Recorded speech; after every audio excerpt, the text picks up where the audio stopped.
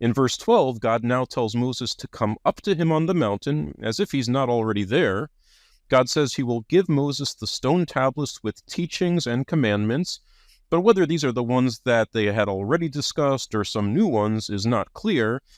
Then Moses and Joshua, hello Joshua, his attendant, get up, but apparently only Moses now goes up the mountain.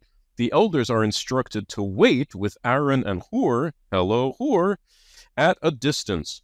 No mention of Nadav and Avihu, and Joshua has disappeared.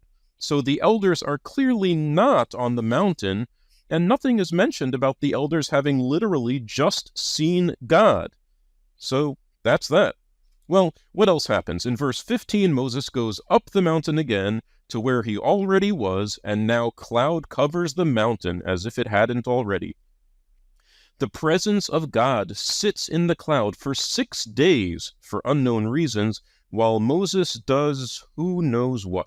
On the seventh day, God calls to Moses from within the cloud, and in verse 17, God appears to the Israelites again as a fire on the mountaintop. Moses goes into the cloud where he already was and climbs the mountain to where he already was, and now he hangs out for the famous 40 days and 40 nights. And instead of giving Moses some stone tablets like he said, God lets fly with 6 chapters of instructions about how to build the tabernacle, how to inaugurate the priests, and how to take a census, and again about the Sabbath. Then, at the end of chapter 31, God gives Moses 2 tablets of the pact. And again, we're not told what specifically is on them, but presumably not chapters upon chapters of tabernacle assembly. So, up till this point, with the exception of the experience of the elders seeing God and his majestic feet, basically the experience of the masses has been one of thunder, lightning, cloud, smoke, fire, shofar, and trembling.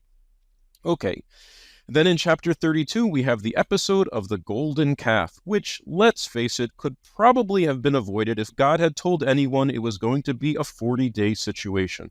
Anyway, Moses goes down the mountain, gets enraged when he sees exactly what God told him he would see, and shatters the 2 tablets of the pact. Then, in verse 26, Moses initiates a massacre to get the people back under control, citing commands from God that God never gave, and Moses then goes back to God, whether on the mountain or not, it does not say.